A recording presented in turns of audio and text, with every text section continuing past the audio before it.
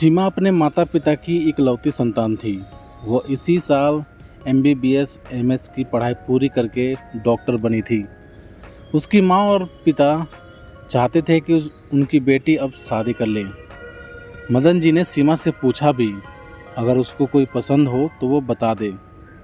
लेकिन सीमा ने कहा, पापा मैंने आपसे वादा किया था, आप मुझे डॉक्टर बनने दें तो मैं आपकी पसंद से शादी करूँगी, इसलिए मैंने किसी को नहीं पसंद किया। अब आप ही पसंद करिए।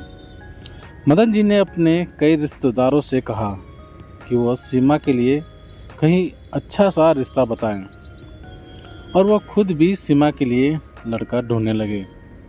मदन जी एक मध्यम वर्गीय परिवार से थे, इसीलिए उन्होंने एक रिश्ता भी उसी कैटेगरी में खोजा। कुछ दिनों बाद सीमा को देखने के लिए लड़के वाले आए। लड़के के साथ उसकी माँ, पिताजी, बहन और उसके जीजाजी आए थे। सुमित अपने माता पिता का इकलौता बेटा था।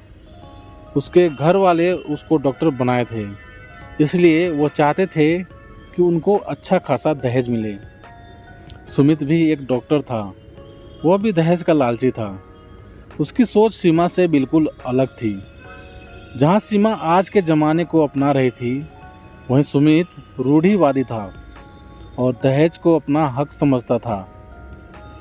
दोनों परिवारों से कुछ औपचारिक बातें हुईं और सुमित सीमा को एक कमरे में बात करने के लिए भेज दिया गया।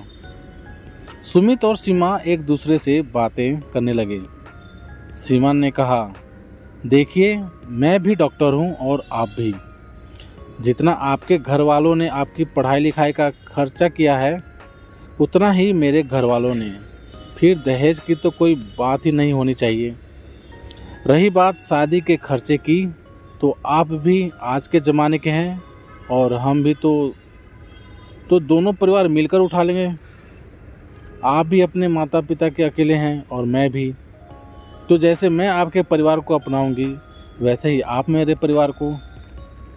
इतना सुनते ही सुमित भड़क गया और बोला, मेरी माँ पापा ने मुझे इसलिए डॉक्टर नहीं बनाया है कि मैं सड़क छाप लड़की से शादी कर लूँ। इतना खर्चा किया है उन्होंने मेरी पढ़ाई पर इतना भी ना मिले तो फिर बेकार है शादी करना। मैं तुमसे शादी नहीं करूँगा। सीमा ने कहा, बहुत बहुत शुक्रिया आपका सुमित जी। अच्छा हुआ आपकी असलियत अभी ही सामने आ गई, वरना बाद में मेरा क्या होता। रही बात डॉक्टर की, तो ये मत भूलिए कि मैं भी एक डॉक्टर हूँ और मेरी पढ़ाई पर भी उतना ही खर्चा लगा रहा है। मिस्टर सुमित, आप क्या तोड़ेंगे इस शादी को? मैं खुद ही आपसे शादी नहीं करना चाहती। सीमा ने कहा, दहेज लोगे क्या घर भरोगे? सुमित और सीमा दोनों बाहर आए। दोनों के चेहरे और हाव भाव को देखकर लग रहा था दोनों इस शादी के लिए तैयार नहीं हैं। सुमित की माँ ने पूछा, क्या हुआ बेटा, पसंद है लड़की? सुमित ने कहा, माँ मैं ये शादी नहीं कर सकता। ये लोग दहेज भी नहीं देना चाहते हैं और शादी का खर्चा भी आधा आधा उठाने को कह रहे हैं। अनिल, सुमित के पिताजी ने मदन जी से कहा, भाई साहब मैं ये शादी नहीं कर सकता। मैंने अपने बेटे को पढ़ाया लिखाया, डॉक्टर बनाया, किसी अमीर घर में शादी कर लूँगा। मेरे बेटे के लिए लड़कियों की कमी नहीं है। मदन जी समझ चुके थे सीमा ने सुमित से क्या कहा। लड़के वाले जो जा चुके थे, सीमा भी अपने मन की बात कहकर खुश थी। वहीं पर मदन जी अपनी परवरिश पर फूले नहीं समा रहे थे। आज मदन जी को अपनी बेटी के फैसले पर गर्व हो रहा था। कुछ ही दिनों बाद सीमा की शादी उसके साथी डॉक्टर जतिन से धूमधाम से हो गई। जतिन भी इकलौता बेटा था। उसने सीमा की सभी शर्तें मानी और साथ में सीमा से वादा भी लिया कि तुम जैसे अपने परिवार का ध्यान रखती हो, वैसे ही मेरे परिवार का ध्यान रखोगी। जितना इज्जत अपनी माँ बाप को देती हो, उतना ही मेरे परिवार को दोगी। सीमा ने भी अपनी सहमति जता दी थी।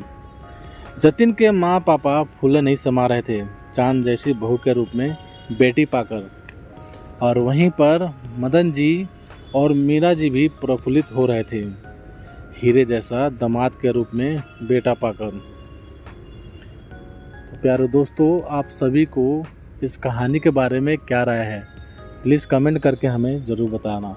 यदि ये कहानी आप सभी को पसंद आई हो तो लाइक करना, शेयर करना, और चैनल पर नए हो तो चैनल को सब्सक्राइब ज़रूर कर देना। तो चलिए मिलते हैं आप सभी से एक और नई कहानी के साथ। तब तक लिए जय हिंद, वंदे मातरम।